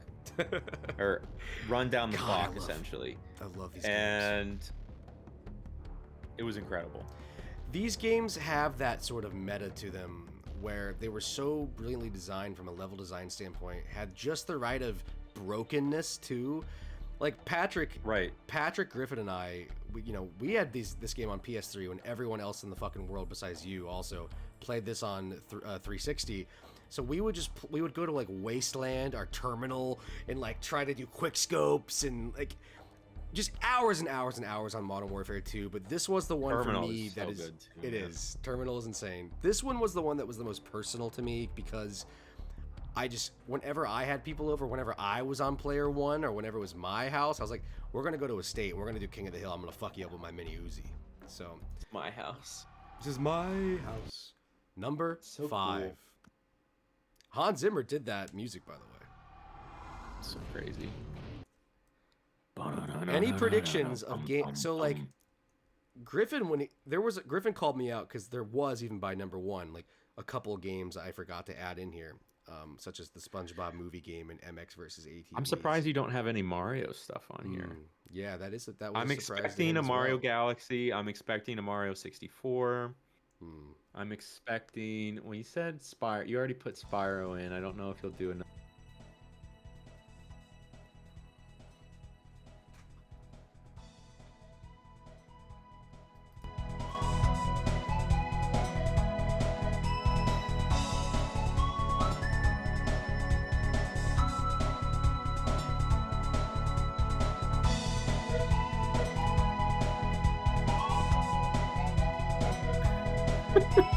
What a game! This is the one. I think this is the best Rainbow Road. This is Rainbow Road. Everything else is just they're making an homage, they're making a sequel. This is motherfucking Rainbow Road, even though it is the second one in existence. This is Rainbow Road. To me, something about this one is just like it's magic. This is like it's like a 7-minute map. Like, look at that quality. the fucking start, like, look at that top left image where, like, when you can get that boost on the starting line, and, like, you're like, you can't see anything else. And then as you progress, a chain chomp will be riding around, and the little neon signs. To me, this is just, when I think of Mario Kart 64. So simplistic, man. It's crazy. It is. And it's utilized, this is when less is more. This is a perfect example of less is more, which a lot of these things have in common on this list. Maybe it's a mutuality, but as far as occurrences are concerned, but I played the hell out of Mario Kart 64. It was the 64 game I played the most, other than another game, spoiler alert, that is not on this list because it got bumped because of this entry. And it's a criminal that I didn't include it, and I should honestly add it as number 22, is Star Fox 64, because I played the fuck out of that game. They had this magic with that MIDI sound chip on the keyboard, and even with all the wonderful maps like Calamari Desert, Bowser's Castle, Toad's Turnpike, DK Jungle Cruise, whatever the fuck, there's a lot of good maps in this game. But this is Rainbow Road. What else can be said? What's next? Motherfucking trophies! Oh!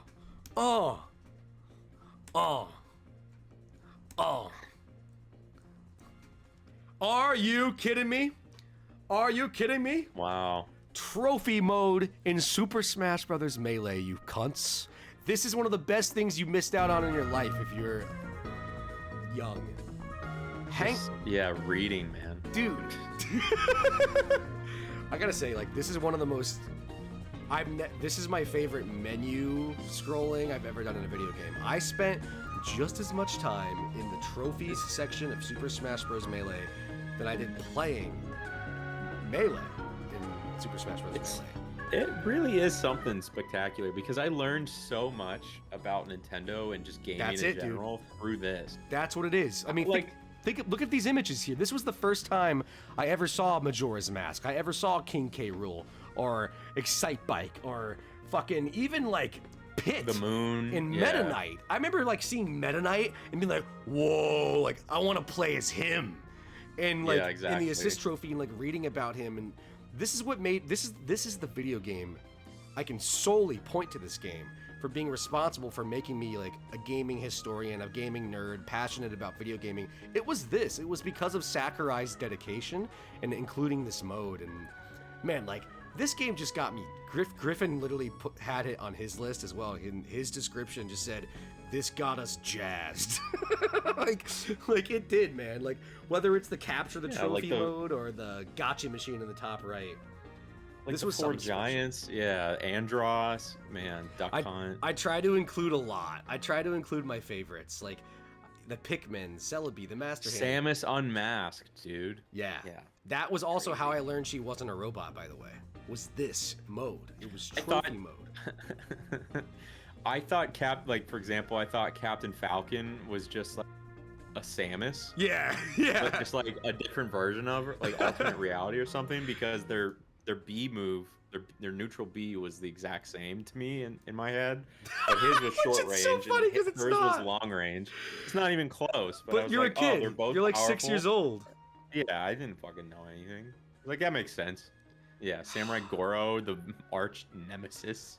This was the lore. Yeah. This was lore. Sakurai gave us lore through collectibles in a fighting game. Like, and they look great. Like all these models, like. That's the first 3D model of Pit in Kid Icarus history. Like, no one knew what the fuck Kid Icarus was. Why the fuck did they do that? Why did they waste developer time to do this? Because it's Sakurai. It's insane to me. And, like, love it or hate it, and sometimes I do hate it. Like, I don't need Smash Tour mode in Ultimate. That could have been through 3 characters. I love him for it, though. Like, this is just, it's amazing. He did this something like this will never exist again in gaming. It's not feasible. Like Smash Ultimate, it's impossible. You have to get all these like 3D models compiled together or create brand new ones. They made this game in 8 months. The quality. Yeah, this is How'd they do it? By the way, this was the first time we went beyond pixelization. You know, some people are serial killers. Other people do this. Make games. Yeah. Other people make games. It was the first time we saw a lot of these guys in full res, by the way. The Smash came out on the Nintendo GameCube a month into its release, And we're jumping from 64 graphics to this. And obviously that was a big deal. All right, we're in the bottom 3. What do we think it's going to be? I hear something.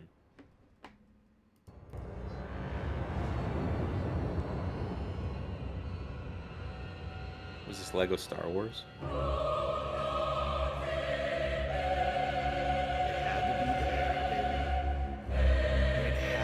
To be there. It's motherfucking Central Yarnum from Bloodborne. Griffin looked at me in shock when this was in my top 3 and that it was on. He's like, "You want to hang out here?" And I'm like, "Yes." This is, as a gamer, one of the coolest places of all time is Central Yarnum. From the enemies to the music, this area is responsible for me falling in love with video games again in a Breath of the Wild, post Breath of the Wild world. When you came over and introduced me to Bloodborne, it beat the hell out of me, and I didn't like it at first, but I've replayed the first 2 hours of Bloodborne probably like 15 times. I love this area. I love the jankiness of it. I love the obtusity of it. This was the first time I ever experienced a scripted death, or not even knowing how to equip my weapons. I didn't even know how to equip my weapons in the Hunter's Dream in this area. This whole zone, in learning that you're meant to die and you're meant to retry it and re-loop it. Again, you talk about like Metroidvania game design, like this almost feels like Castlevania realized in a 3D environment, not just from the atmosphere, but from the loop.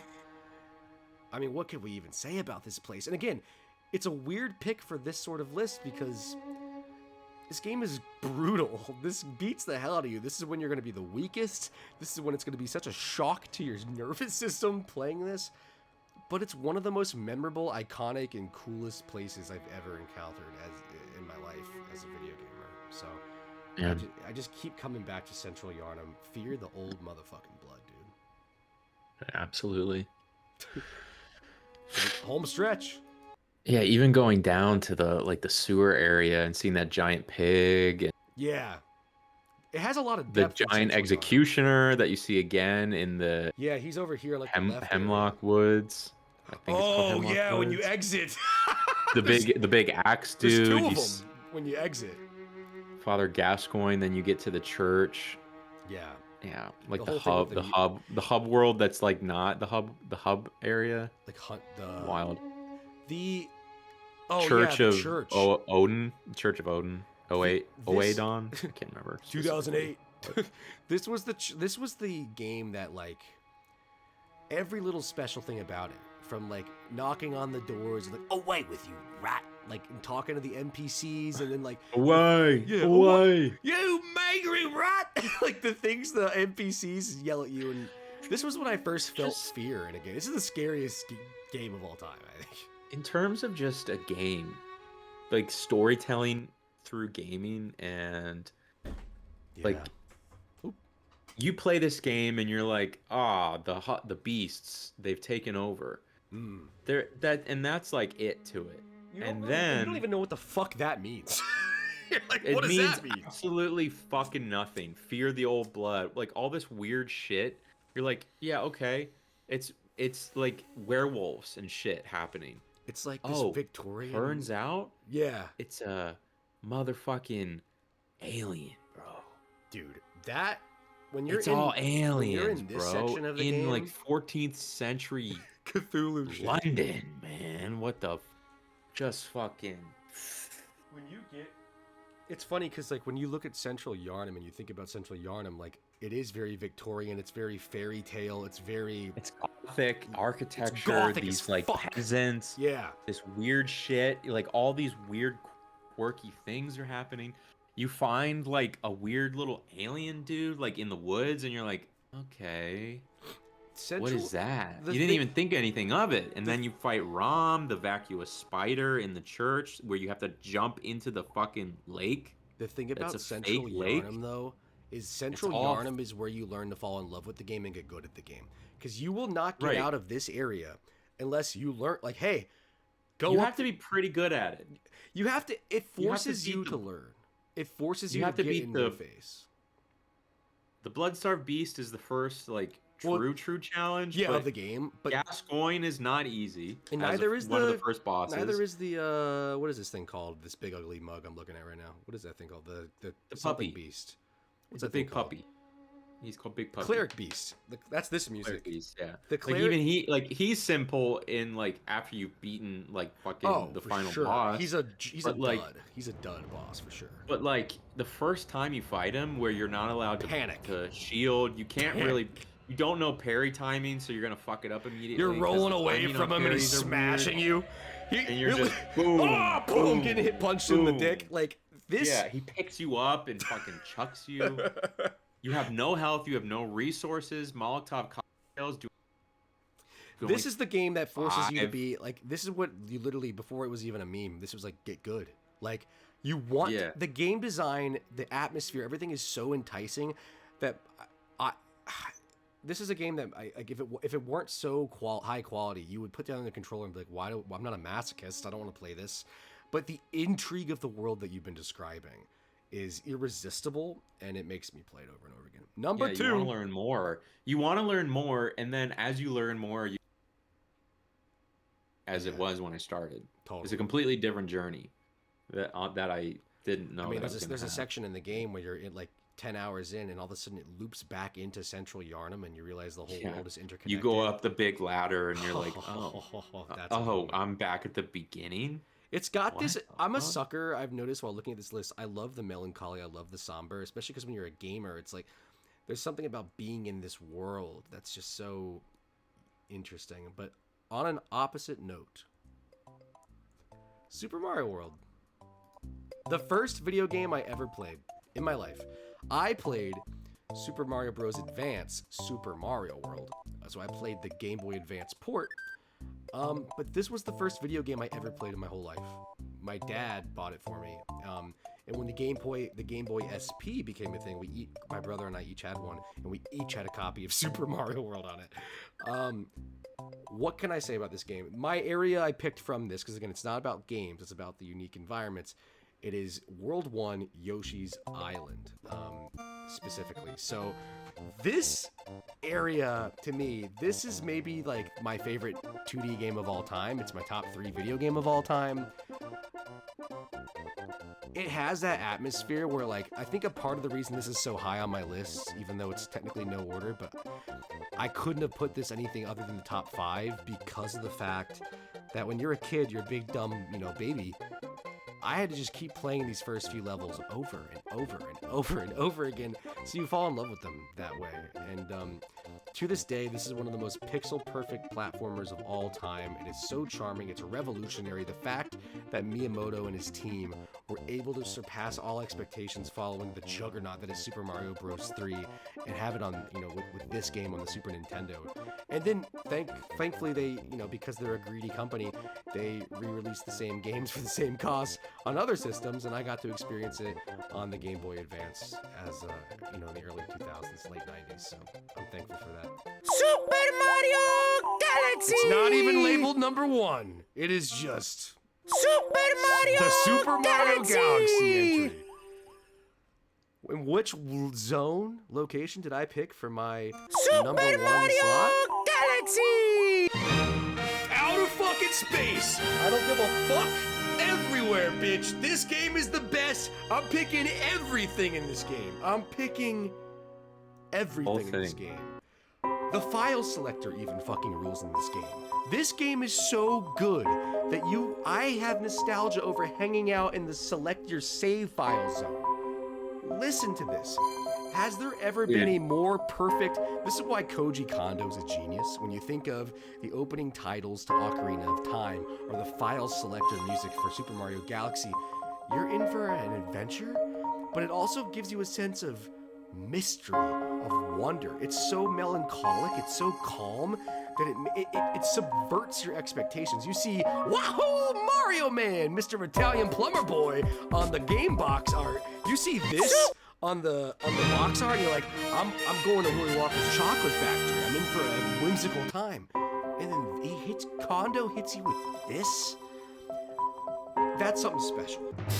And then you go off to the first level, baby. World 1, the Good Egg Galaxy. You got a Piranha Plant boss fight. You got upside down perspectives. You got Yoshi's house. You got the question block and explanation blocks. You got these fucking tube rooms where you go upside down and right side up based on where you're at in the tube. They smacked you in the face with a hammer with this first world. It is one of the, I mean, look at that top right GIF of Mario fucking around with the perspective, just jumping like that. That was so mind-blowing to me, and something that's I want everyone to keep in mind. This is like maybe the best soundtrack of all time in each zone. The hub world, Comet Observatory, baby. I mean, it's not the greatest hub world ever. It's not the greatest Mario hub world. Shout out Sunshine. So nice though, dude. It's such a good reprieve from It is. playing the game to it's a good break playing the game when you're playing the game. And it's Makes like, sense. it's happy. The thing I think that's says a hub world is good is A, if it's memorable, which this one is, but you want to just hang out in it. Like, Just want to be there. I kept unlocking galaxies, I kept unlocking new zones, but I just liked mastering my triple jump and my long jump, hanging out in the Comet Observatory. And again, this is one of the best soundtracks ever. Shout out Koji Kondo again, because there's just this sense of wonder, right? Like you feel like you're at Disney World when you play this game. The Honey Hive motherfucking galaxy, baby. You hear that? What is that called? A Roomba? I don't know what the fuck that instrument's called. It's called a boner, because that's what I have when I play this level. This is unreal. Mario's cute. He's in a little bee. It's one of the first, like, oh, we're not just making Outer Space the game levels. Like, it feels like you're in a Banjo-Kazooie level while playing Mario Galaxy. And what's really amazing about these galaxies is how, you know, you re-enter them and the layouts change and you have different objectives. You gotta jump on the big bee and get all the, tickle her belly. You gotta fucking, you know, clear it of poison ivy. I don't remember. But, like, it's a great part of the video game. This music is like on another level. This should be It in the really MoMA. just play this in the in the Louvre. I don't even need to say anything about this, but a game that can have Honey Hive Galaxy also has this, and just surrealism and beauty and slow down moments that Mario Galaxy might be the best Mario game of all time, only because it has multiple tones. It's not just wahoo all the time. Like, it has these moments where I'm like, why am I thinking about my family members that aren't around anymore while playing this game? Like, there is something that this game can do to you as a human being, in your soul. And also, again, the level design is great. Look at how bright this level is for being in the vast depths of outer space. And I love the mechanic where you have to click the stars on the bottom middle there, and Mario has to go from bubble to bubble. And this is one of those levels where the platforms are putting themselves together as you walk and disappearing behind you, and there's just something about that. The Beach Bowl Galaxy, baby. Oh, this is one of my favorites. Donkey said it best. This game is so good, the water levels are good. A brilliant thing they did is they realized no one likes swimming underwater in a 3D platformer. So if you look in the bottom left there, they gave you a green shell so you have like automatic drive, baby. Like, you have like a jetpack. It's not like underwater. Yeah, dude. Yeah. I love this game, man. The mechanic of making the water freeze on top of the water, and the fact that it's gravity holding this fishbowl environment together out in outer space. I could not pick just one galaxy from this game because I just love hanging out here. And then finally, the crescendo that is Gusty Garden Galaxy. Name a better song. I dare you. This is what I want my purgatory to be. I want my heaven to be like when the DMT gets released in my final breath, I'm gonna be in Gusty Garden Galaxy, dude. Like, this is so special. Look at the little platforms, how they look like piranha plants. Yeah, and that's where they grow piranha plants. Like the little lore detail there, and being, you know, controlling the big worm and riding the dandelion flowers. Like, dude, this is the song of childhood to me. This, when I thought about making this list and why I wanted to make this list, it was Mario Galaxy. It was the file selector specifically, and then I realized this is a greatest hits collection of environments you want to hang out in and not progress the level, you know? Man. That was my number one. Mario Number one. motherfucking Galaxy. Now I want to get mine together and I want to share it with you. That was incredible. Thank you. That was a journey. It was a journey. It was really fun to make too. It was a very nostalgic, fun, you know, experience to actually like put it together. So, highly recommend everybody. I don't know, kiss their mom and tell her you love her. Make the game. It's supposed to have music right here, but it's saying poop in my ass. There we go. There we go. Well, that was a fun. That was fun. That was a great stream because we're just talking about games.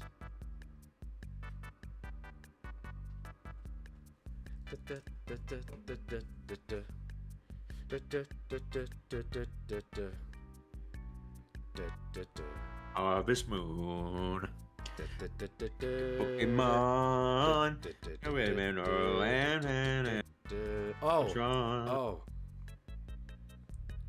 Pennsylvania. Hey, dude, you know what tomorrow is? What? Oh, it's update day. Tomorrow's update day. Update day.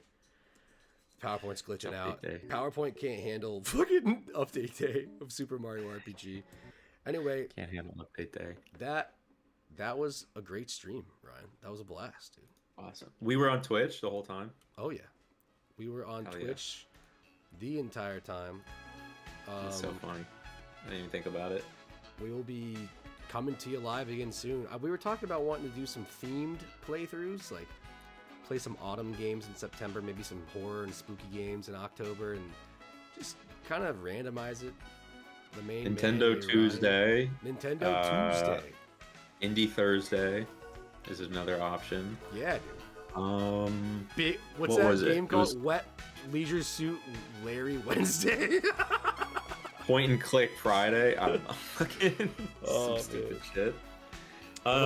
Yeah. Oh, I think the you know, sun and 7 p.m. The fuck? The sunset at 7 p.m. here. Sorry, what'd you say? I interrupted I you. have no idea. What is this song? The song that I'm playing right now, Yeah. it is from my Funko Bops playlist. It's called Sparkle. Funko Pop. Funko Bop. Let me, I'll show you Funko Bop.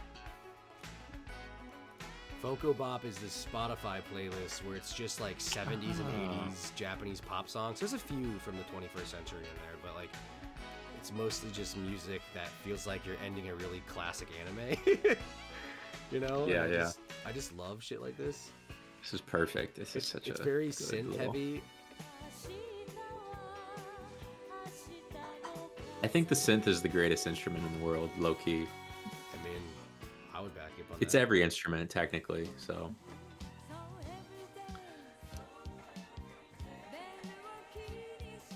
Well, we've been Hunter and Ryan, and thanks for hanging out with us.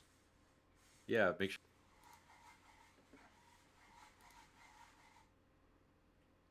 Where we upload the same thing that you just watched, if you watched all the way to the Yeah, end. you get to watch it twice. It's better. So yeah, for the algorithm, please.